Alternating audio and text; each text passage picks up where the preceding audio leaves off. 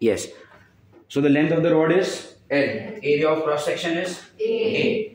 Rod के left वाले and पे टेम्परेचर कितना है T1. रॉड के राइट वाले एंड पे टेम्परेचर कितना है T2. तो अगर T1 और T2 सेम हो गया, अगर T1 और T2 सेम हो गया तो हीट ट्रांसफर होगा क्या? नहीं होगा, क्योंकि अगर हीट को एक जगह से दूसरी जगह पे जाना है तो टेम्परेचर में डिफरेंस होना चाहिए. हीट हमेशा कहां से कहां ट्रांसफर करेगा? From higher temperature to lower temperature, है ना. जहां पे ज्यादा टेम्परेचर है वहां से हीट ट्रांसफर होगा, जहां पर कम टेम्परेचर वहां पे. ये हम लोगों ने किया था. फाइन. What else? ये जो हीट ट्रांसफर होता है उस हीट ट्रांसफर का फॉर्मूला क्या है? Q is equal to K A delta T upon L. ये डेल्टा T लिखवाया था मैंने. डेल्टा T मतलब क्या? T1 minus K A delta T upon L. And time also. Actually, this is Q upon T. Yes. K A delta T upon L. समझ में आ रहा है? मैंने टाइम को क्या ले लिया? नीचे ले लिया. अगर आपको टाइम को नीचे नहीं लेना है, इस दैट केस टाइम किस तरफ रहेगा? इधर हो गया ना. K A delta T times small t upon what? Tell me L. और ये क्या हो जाएगा आपका? Q का formula. Do you get it? Q is equal to what? K A delta T small t upon L. ये Q क्या है? हीट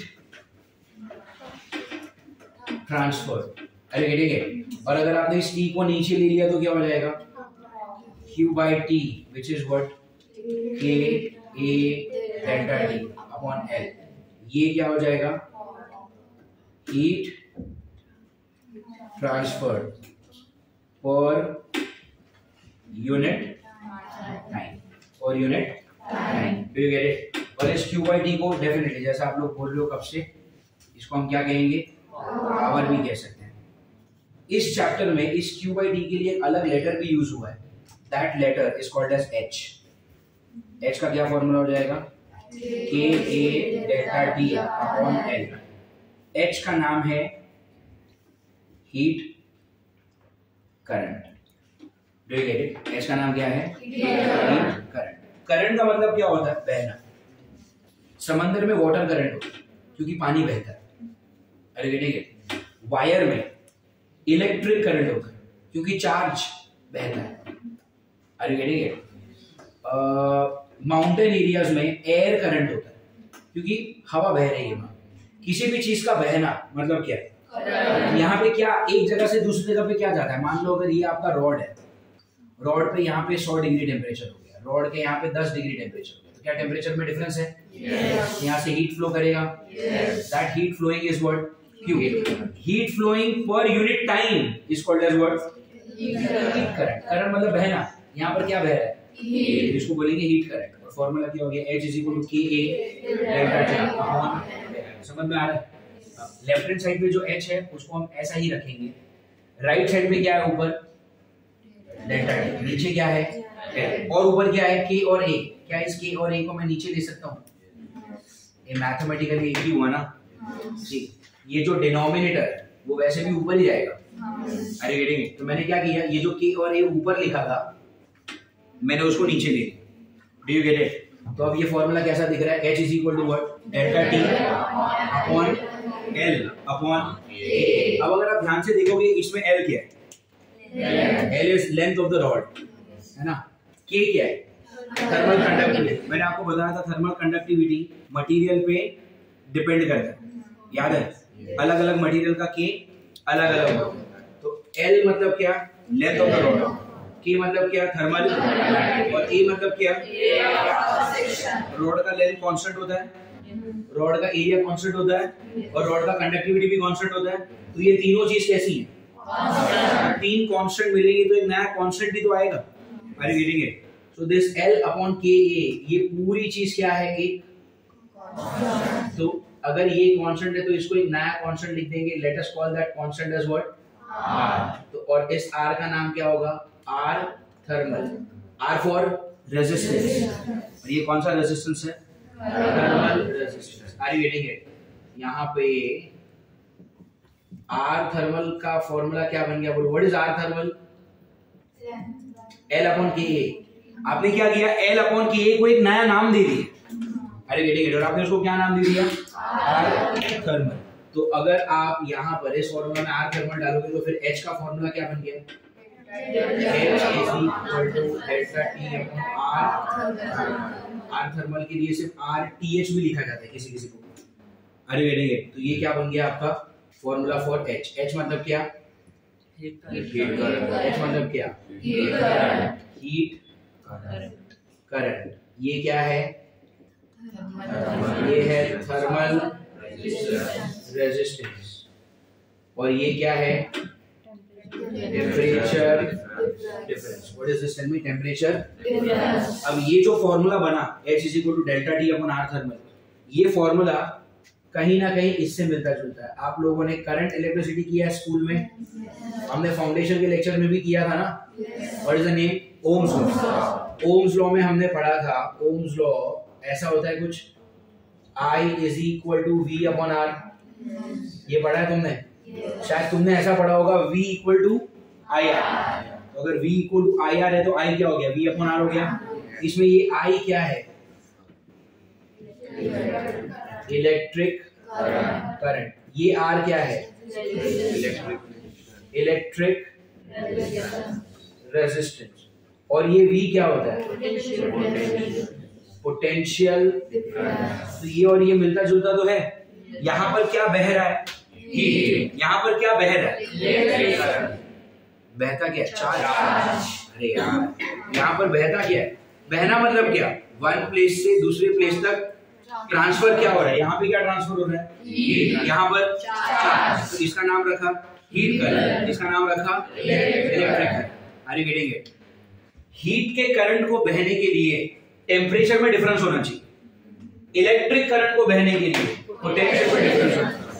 जब करंट फ्लो करता है, चार्ज जब फ्लो करता है वायर में, तो उसको एक रेजिस्टेंस आता है, उस रेजिस्टेंस का नाम क्या है, तो जब हीट भी फ्लो करता है किसी कंडक्टर में तो उसको भी एक रेजिस्टेंस आता है, और उसके रेजिस्टेंस का नाम क्या है, अरे गेटिंग इट। यहाँ पे जो रेजिस्टेंस है R, इस R का फॉर्मूला क्या होता है, रो L बाई A है ना, और यहाँ पे जो R है, इस R का फॉर्मूला क्या है, L by A। Are you getting it. ये R क्या है, थर्मल रेजिस्टेंस, ये वाला R क्या है, इलेक्ट्रिक रेजिस्टेंस। दोनों रेजिस्टेंस में एक चीज कॉमन है कि दोनों resistance directly proportional to length है। अरे यार, जितना ज्यादा लेंथ उतना ज्यादा इलेक्ट्रिक रेजिस्टेंस, जितना ज्यादा लेंथ उतना ज्यादा थर्मल रेजिस्टेंस। ये दोनों में कॉमन चीज है। दोनों में एक और चीज common, area of cross section inversely proportional. Area जितना ज्यादा उतनी ज्यादा जगह है तो रेजिस्टेंस कम लगेगा, इधर उधर से निकल जाएगा। एरिया अगर कम हो गया तो जगह कम है, जगह कम है तो रेजिस्टेंस बढ़ेगा। तो ये वाला जो R है वो एरिया के साथ कैसा है, इनवर्सली प्रोपोर्शनल। ये वाला R भी एरिया के साथ कैसा है, तो दोनों में कॉमन चीज क्या है कि दोनों ही रेजिस्टेंस लेंथ के साथ डायरेक्टली प्रोपोर्शनल है और एरिया के साथ इनवर्सली प्रोपोर्शनल। ये दोनों की कॉमन चीज हो। और दोनों में अलग बात क्या है, यहां पर ये K क्या है, what is this K, this is called thermal conductivity. Conductivity, conductivity मतलब क्या, कितना हीट आप जाने दे रहे हो, अरे गेटिंग इट। और ये वाला रो क्या है, इलेक्ट्रिक रेजिस्टिविटी। रेजिस्टिविटी मतलब क्या, रोकना। कंडक्ट मतलब क्या है, जाने देना। तो इसका जो कांस्टेंट है वो K है, इसका जो कांस्टेंट है वो क्या है, रो। K और रो का नेचर एक जैसा है कि अलग अलग है, नेचर ही अलग है ना। इसीलिए ये किधर है, डिनोमिनेटर में, और ये किधर है, आर यू गेटिंग इट। देखो ये R क्या है, रेजिस्टेंस, ये रो क्या है, रेजिस्टिविटी। तो दोनों का काम रोकना ही है ना, इसीलिए दोनों न्यूमरेटर में। Are you getting it. ये वाला R क्या है, ये रेजिस्टेंस है, बट ये K क्या है, तो ये काम कर रहा है रोकने का, ये काम कर रहा है फ्लो करने का। तो दोनों का नेचर ही अलग है ना, इसीलिए K नीचे। Do you understand this? तो इस चैप्टर में हम जो पढ़ रहे हैं वो पढ़ रहे हैं हीट करंट के बारे में, थर्मल रेजिस्टेंस के बारे में और टेम्परेचर डिफरेंस, मतलब we are studying about current of heat. Ohm's law में क्या होता है? Current of charge which is called as electric current. Are you getting it? But मैंने खाली आपको दोनों को क्या करके दिया, रिलेट करके दिया कि दोनों काफी हद तक सिमिलर ही होते हैं। Are you understanding?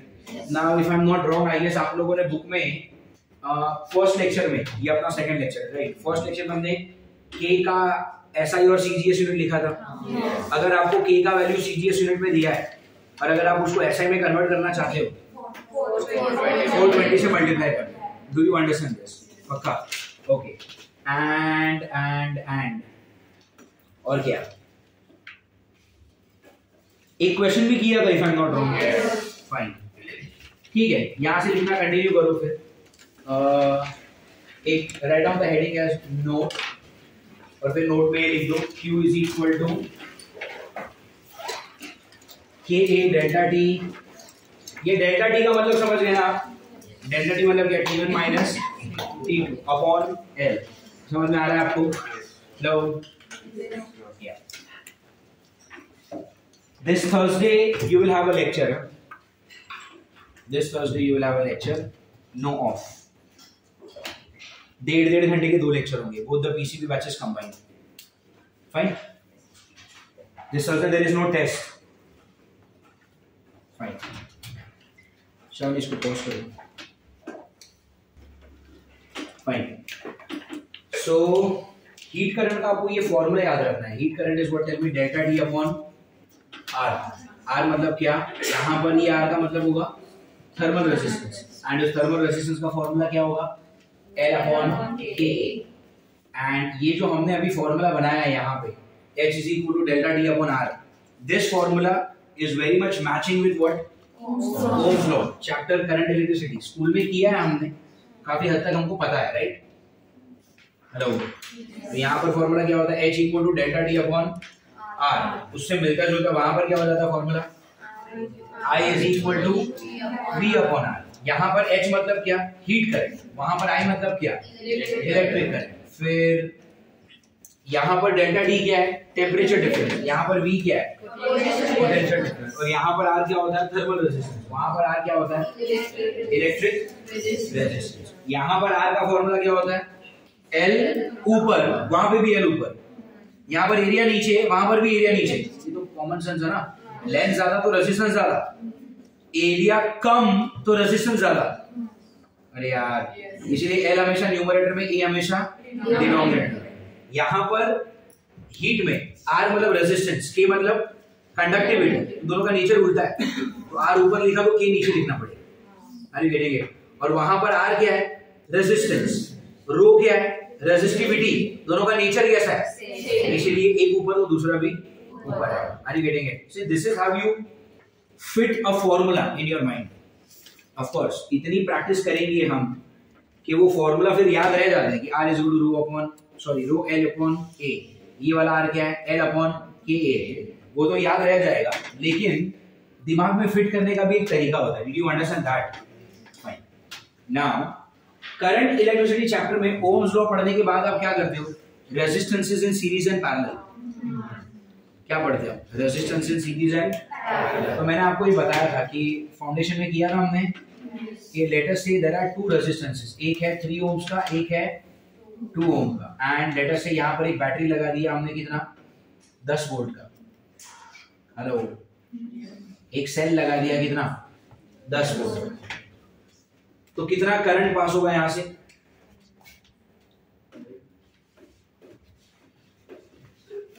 कितना करंट पास होगा? 2 एम्पियर। कैसे मालूम? I is equal to what? V upon R ना। V कितना है? R को क्या लिया? 3 लिया या 2 लिया? 3 प्लस 2 लिया। क्यों ऐसा किया? सीरीज में, इसीलिए हम ऐड कर देते हैं। ऐड करके आपने 3 और 2 को क्या बना दिया? 5। मतलब आपने क्या किया पता है? आपने इस सर्किट को ऐसे इमेजिन किया। अरे हाँ आया ना? तो आपने बेसिकली किया क्या पता है? 3 ओम्स और 2 ओम्स को रिप्लेस कर दिया किससे? इसीलिए मैं क्या बोलता हूं कि this 5 ohm is equivalent of 3 and 2। Equivalent का मतलब क्या है? ये 5 अकेला आपको वो कर दिखाएगा जो 3 और 2 दोनों मिलके करते हैं, ये वो अकेला कर देगा। अरे गेटिंग इट? तो this is what you call what equivalent, कि 3 ओम और 2 ओम को यूज करने से अच्छा है एक ही यूज करो 5 ओम का, इससे बाकी कोई चीजों पे फर्क नहीं पड़ेगा। ये आपको वही असर करेगा, ये आपकी सर्किट में वही काम करेगा जो ये दोनों मिलके करते थे। Are you getting it? This is what you call equivalent. समझ में आ रहा है? तो कुछ वैसा ही हमारे पास होता है कंडक्टर्स इन सीरीज। फिर इसके बाद क्या करेंगे? Conductors in parallel. अरे गेटिंग इट? मान लो आपके पास एक कंडक्टर है और ये किसी एक मेटल से बना होगा, आई डोंट नो, मान लो ये बना हुआ है कॉपर से, एग्जाम्पल के तौर, ठीक है? ये सच में कॉपर का ही ऐसा नहीं है, कुछ भी हो सकता है, कॉपर, एल्यूमिनियम, स्टील, लोहा हो सकता है, अलॉय हो सकता है। अलॉय मतलब क्या? मिक्सचर ऑफ, कुछ भी हो सकता है यार, आई डोंट नो। एग्जाम्पल के लिए मैं क्या ले रहा हूं यहाँ पे? कॉपर, और इसके पीछे एक और रॉड डाल दिया मैंने, और एग्जाम्पल के लिए आप समझो ये किसका है? एल्यूमिनियम। तो there is copper and there is aluminium. Are you getting it? आपने यहाँ पे बर्नर रखा है, तो आपने इस वाले एंड का टेम्परेचर बढ़ा दिया। मान लो इधर टेम्परेचर है T1 और इस वाले एंड पे टेम्परेचर कितना है? T2।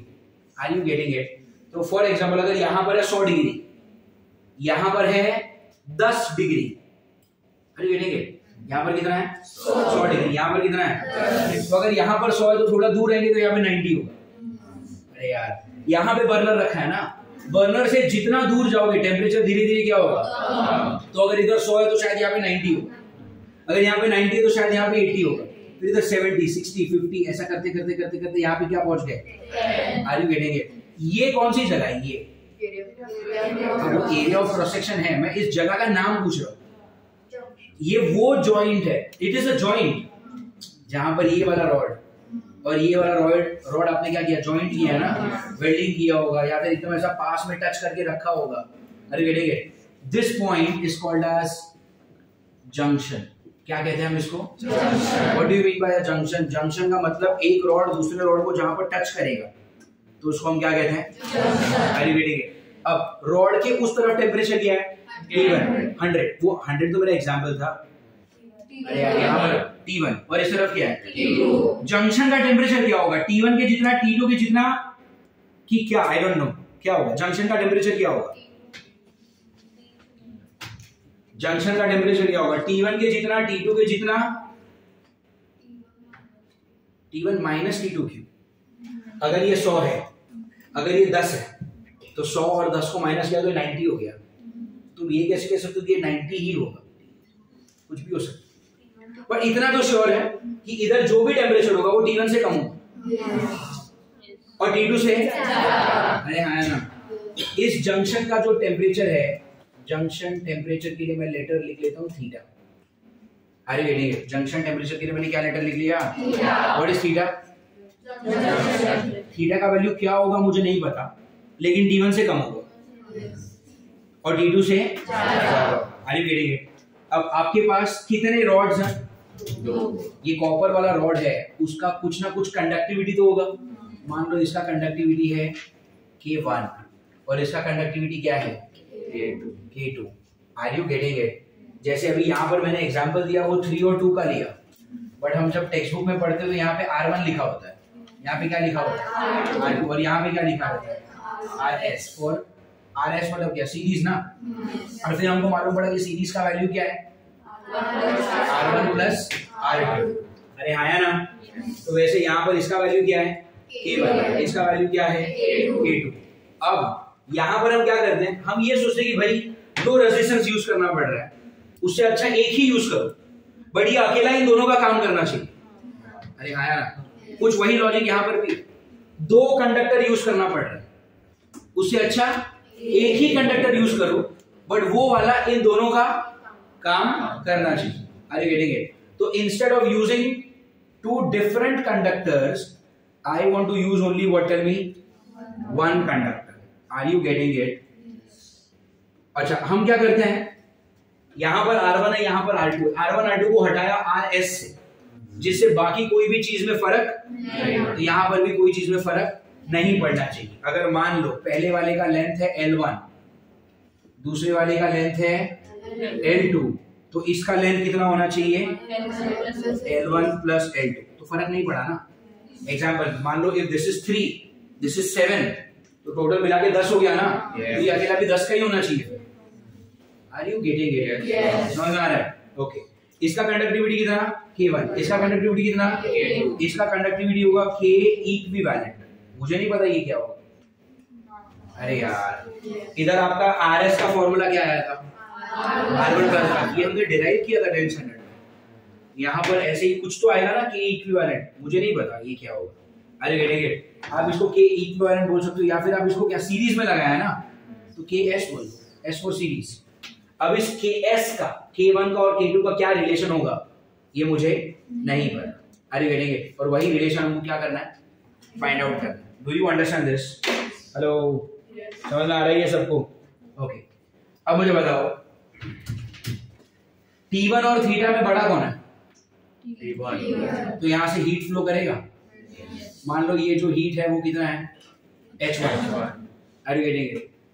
थीटा और T2 में बड़ा कौन है? तो यहां से भी हीट फ्लो करेगा, and that heat is what? H2। Do you get it? Series में क्या होता है, अगर मान लो यहां से, अच्छा यहां से कितना करंट निकला? 2 एम्पीयर। तो यहां पे भी कितना जाएगा? 2 एम्पीयर। वही 2 एम्पीयर इधर से भी जाएगा ना। इसका मतलब क्या, सीरीज में करंट कैसा होता है? सीरीज में करंट कैसा होता है? तो उस हिसाब से तो H1 और H2 भी तो सेम ही होगा। जितना हीट करंट यहां से निकलेगा उतना ही हीट करंट यहां से भी, मतलब H1 और H2 कैसे हैं? याद रखो H1 और H2 कितना है? Do you understand this? Hello, समझ में आ रहा है? अच्छा, R1 और R2 को रिप्लेस किससे किया? यहां से कितना करंट था? 2 एम्पीयर। तो इधर से भी तो 2 एम्पीयर का ही करंट होगा ना। मतलब क्या, इन दोनों को जब आप इससे रिप्लेस करोगे तो करंट रिमेन्स द सेम। तो यहाँ पर भी जब मैं K1 और K2 को KS से रिप्लेस करूंगा, मान लो अगर मैं आपको बोलता हूँ कि यहाँ से करंट जा रहा है H, तो आपको पता है कि ये वाला H, ये H1 और ये H2 तीनों कैसा है? सेम। अरे हाँ ना। So I can say that H, H1 and H2 तीनों भी कैसे हैं? Same. Are you getting it? पक्का समझ आ रही है? Now instead of saying ये 2 एम्पीयर है, क्या मैं बोल सकता था कि यहाँ से I1 करंट जा रहा है और यहाँ से I2 करंट जा रहा है? बट आपको मालूम है I1 और I2 कैसा है? Instead of saying यहाँ से 2 एम्पीयर जा रहा है, could I say that यहाँ से भी I एम्पीयर जा रहा है? But then I know that this I, this I1 and this I2 are same। वही तो किया मैंने। यहाँ से कितना हीट करंट है? H1, यहाँ से H2, यहाँ से, but I know that this H, this H1 and this H2, all three are what? Tell me. Same। ये चीजें कैसी हैं? सीरीज में। समझ में आ रही है आपको? पक्का?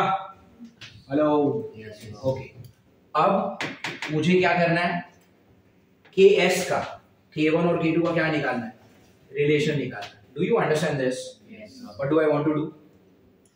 Hello, what do I wish to do? I want to find out what? Relation between what and what? KS, K1 and K2 के बीच में हमको क्या निकालना है? रिलेशन निकालना है। Are you getting it? Sure. देखते हैं कैसे करेंगे।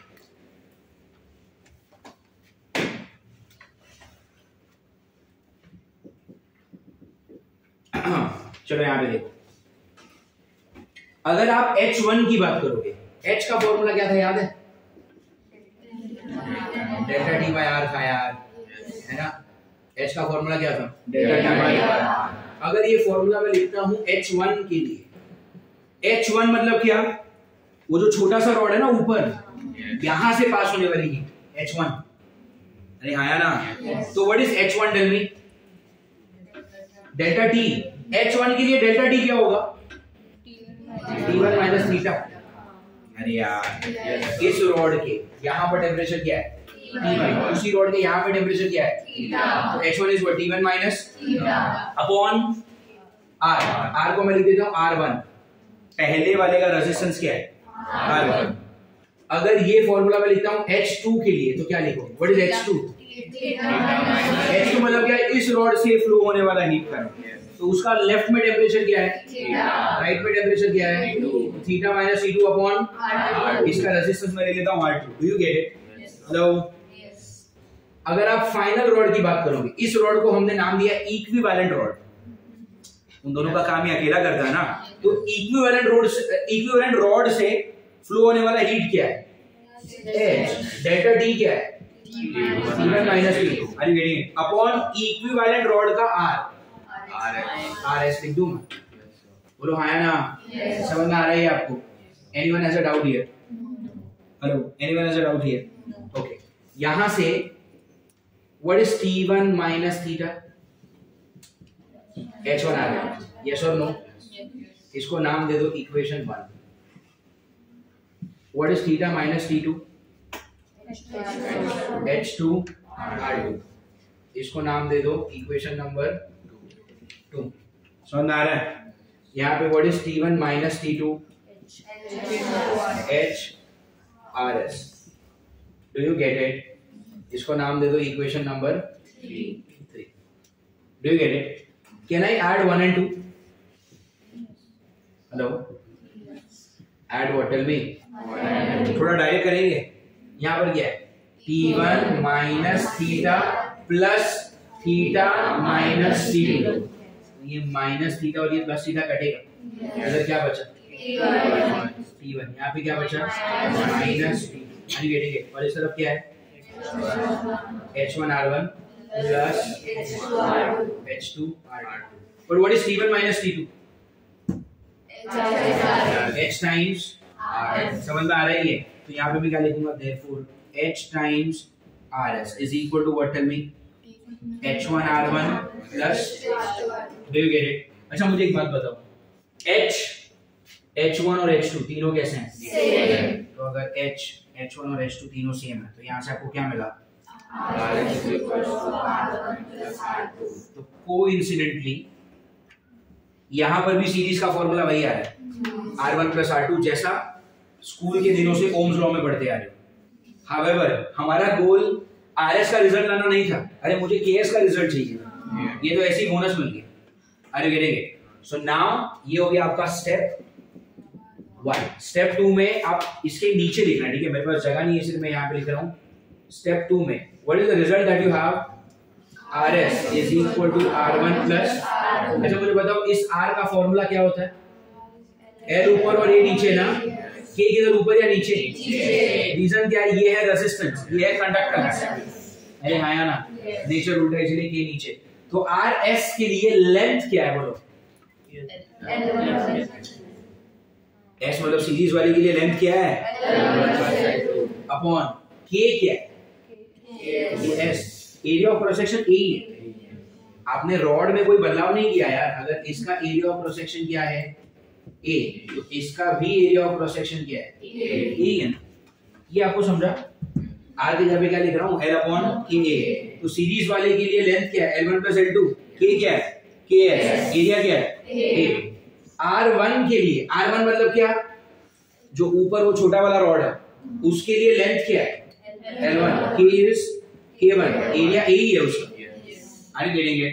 और R2 के लिए लेंथ क्या है, L2, K क्या है, पर एरिया तो उसका भी A ही है। तो यहाँ से एरिया अगर आप कॉमन निकालते हो, कॉमन मतलब इसको अगर साइड में लिखते हो और यहाँ से एरिया को आप कॉमन निकालते हो, कैंसिल होगा कि नहीं?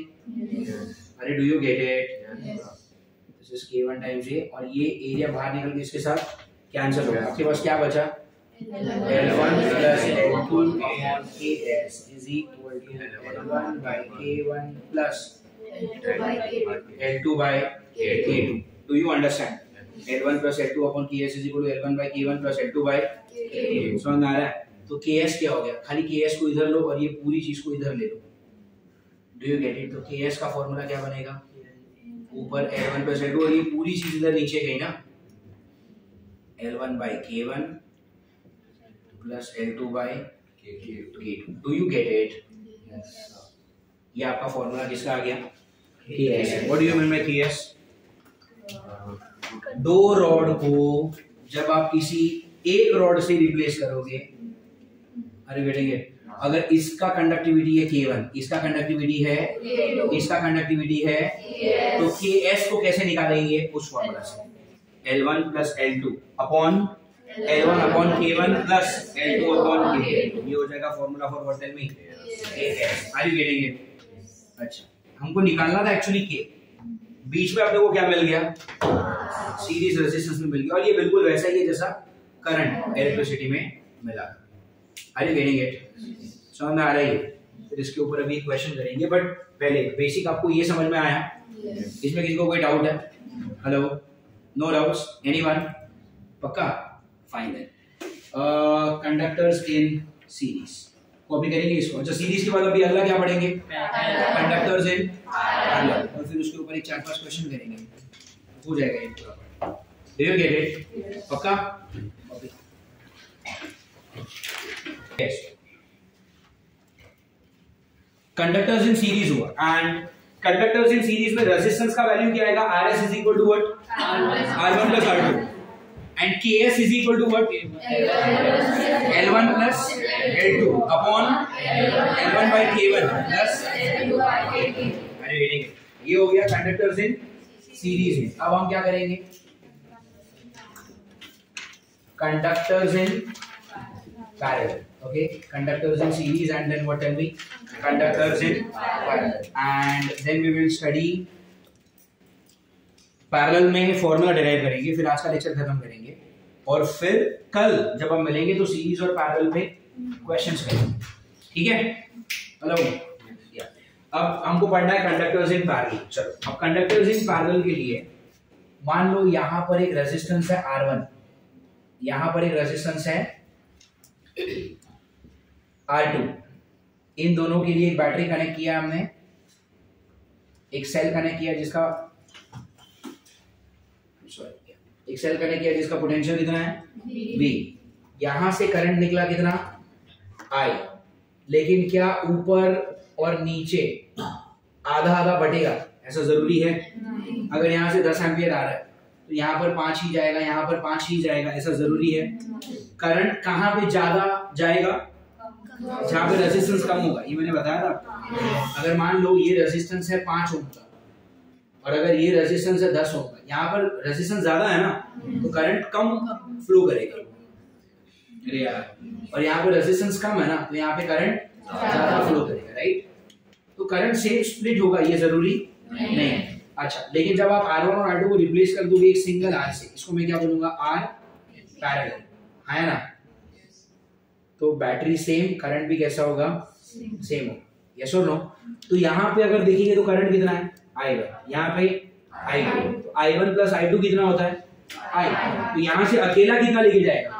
मतलब क्या ये वाला उतना करंट लेके जाएगा जितना ये दोनों मिलाकर लेके जाते हैं। अरे यार, समझना। एग्जाम्पल के तौर पे मान लो ये है 10 एम्पियर, मान लो ऊपर से गया 3, नीचे से आया 7, तो ये अकेला कितना लेके जाएगा? ये अकेला 10 लेके जाएगा। तो अगर मैं आपसे पूछता हूँ कि ये कितना करंट लेके जा रहा है, तो आप क्या बोलोगे? इसका और इसका मिलाकर जितना है ना, 7 और 3, ये अकेला वो लेके जा रहा है। Do you get it? Now we need to what? Tell me. ये था रेजिस्टेंस इन पैरेलल। यहाँ पर हम क्या पढ़ेंगे? Conductors in parallel. तो जैसे मान लो ये आपका पहला रॉड है, आर यू गेटिंग इट? ये आपका पहला रॉड है और ये आपका दूसरा रॉड है। देखो दोनों रॉड का एरिया ऑफ क्रॉस सेक्शन कैसा है?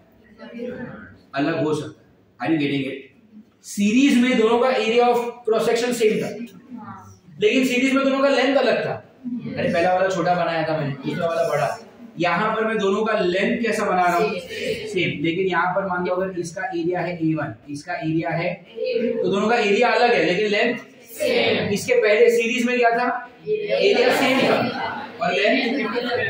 Are you getting it? समझ आ रहा है? ओके। इस पूरे का टेम्परेचर, इस तरफ पूरे का टेम्परेचर क्या है? T1, और इस पूरी साइड का टेम्परेचर क्या है? T2। Do you get it? इस पूरे साइड का टेम्परेचर क्या है? T1, और इस पूरे साइड का टेम्परेचर क्या है? Do you understand this? Hello, पक्का? So this has a temperature T1, this has a temperature of what? Tell me. T2। इसमें कोई डाउट है किसी को? हेलो, इसका कंडक्टिविटी K1, इसका कंडक्टिविटी K2, अरे कितने रॉड मैंने यूज किए यहाँ पर अभी तक? दो को यूज करने से अच्छा है मैं किसी एक को ही यूज करता हूँ। अरे हाँ ना, और ये अकेला क्या करेगा? इन दोनों का काम करेगा, इसका K1 इसका K2, तो इसका कितना Kp, कंडक्टिविटी इन पैरेलल। इसके लेफ्ट में टेम्परेचर T1 तो इसके लेफ्ट में भी टेम्परेचर T1 ही होगा, इसके राइट में टेम्परेचर T2 तो इसके भी राइट में टेम्परेचर कितना होगा? मान लो पहले वाले से जो हीट पास हो रहा है वो H1, यहाँ पे ध्यान से देखो, पहले वाले से जो हीट पास हो रहा है, हीट करंट जो है वो कितना है? H1। तो क्या सेकंड वाले से भी H1 ही हो ये जरूरी है? वो अलग हो सकता है। पैरेलल में करंट अलग अलग हो सकता है कि नहीं?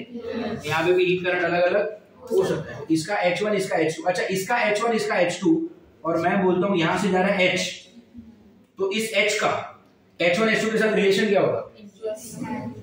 What is H equal to? अगर देखो ना वहां पे वो 3 और वो 7 लेके जा रहा है, तो ये अकेला 10 लेके जाएगा। तो अगर ये H1 लेके जा रहा है, ये H2, तो ये कितना लेके जाएगा? H which is equal to H1 plus H2। Do you understand this? समझ में आ रहा है ये? अच्छा, इसका अगर लेंथ क्या है, ऊपर वाले का लेंथ है अगर L, तो इसका भी लेंथ क्या होगा? L ही होगा। Do you understand this? समझ में आ रहा है आपको? पक्का? Okay then. अब मुझे क्या करना है इस बार? भाई K1 K2 और Kp का क्या निकालना है? रिलेशन निकालना है। अरे गेटिंग, ये जो नीचे मैंने ड्रॉ किया है, व्हाट इज दैट? जो आपने नीचे ड्रॉ किया है ना, दैट इज इक्विवेलेंट रॉड। दो को यूज करने से अच्छा मैं इस अकेले को यूज करूंगा, जिससे मेरा काम में कोई असर नहीं पड़ेगा। तो ये क्या है? इक्विवेलेंट रॉड बोलो या फिर क्या बोल दो? कंडक्टर। कंडक्टर ज्यादा सही रहेगा word.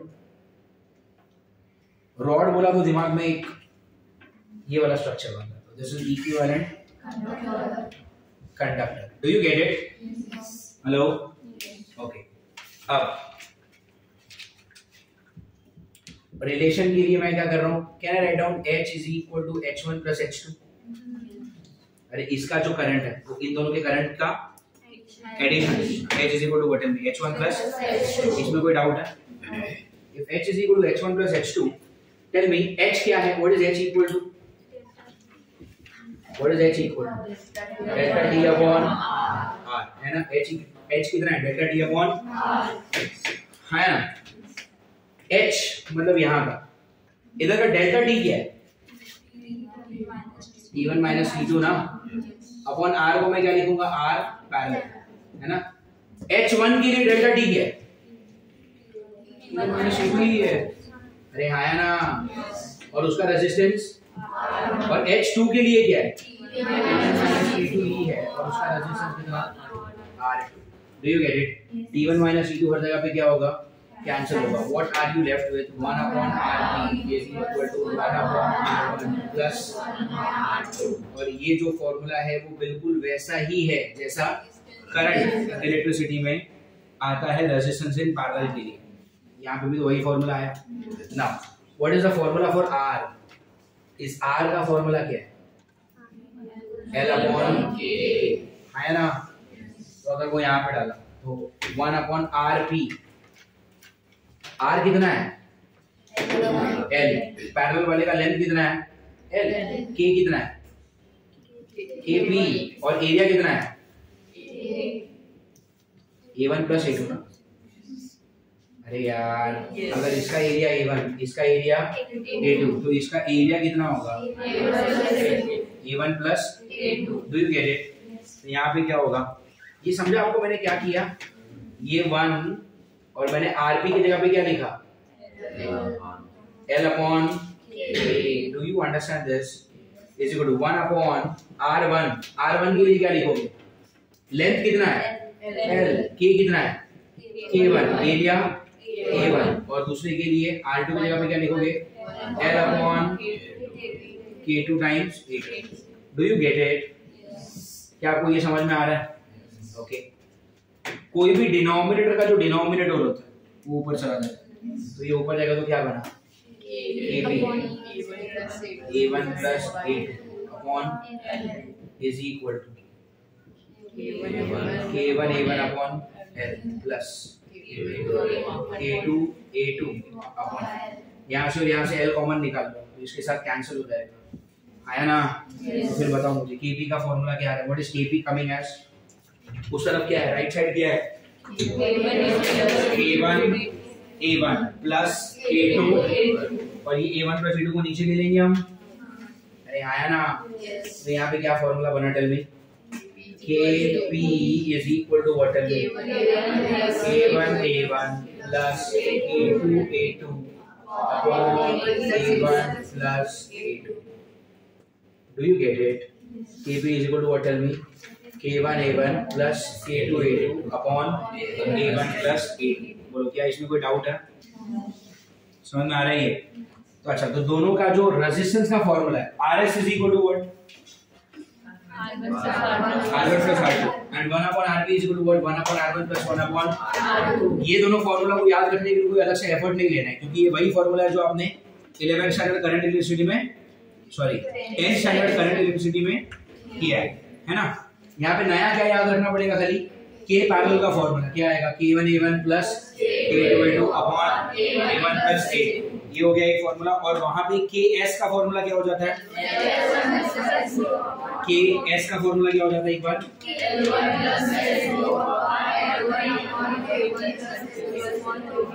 L1 plus L2 upon L1 by K1 plus are you getting it? समझ में आ रही है? तो आज के लेक्चर में हमने क्या पढ़ा? Conductors in series and conductors in parallel. आज के लेक्चर में हमने पढ़ा हीट करंट का formula H = delta T upon, ये कोई नया फॉर्मूला नहीं है यार, ये जो फर्स्ट लेक्चर में Q का फॉर्मूला किया था K A delta T small t upon H, तो पहले स्मॉल t को नीचे दे, तो Q अपॉन T क्या बन गया? H। Are you getting it? और फिर K और A जो था उसको भी नीचे ले, तो L के नीचे जब K और A चला गया तो उसको हमने एक नया नाम दे दिया R, ऊपर क्या बचा सर? डेल्टा। H को क्या बोलोगे आप? Heat current. डेल्टा T मतलब टेम्परेचर डिफरेंस, और R को क्या बोलेंगे? Thermal resistance. थर्मल रेजिस्टेंस का फॉर्मूला क्या है? L upon K। ये पढ़ने के बाद हमने इस फॉर्मूला को मैच किया किसके साथ? ओम्स लॉ के साथ। और ओम्स लॉ में जैसा करंट इलेक्ट्रिसिटी चैप्टर में जैसे रेजिस्टेंस को सीरीज और पैरेलल में लगाते हो, वैसे यहाँ पर हम किसको करेंगे? कंडक्टर को सीरीज और पैरेलल में लगाएंगे, और सीरीज और पैरेलल में लगाने के बाद आरपी का और केपी का फॉर्मूला मिला, और उधर आरएस का और एएस का फॉर्मूला। अब इन सारे फॉर्मूला को यूज कैसे करना है, that we will learn tomorrow. Do you understand this? Hello, समझ में आ रहा है आपको?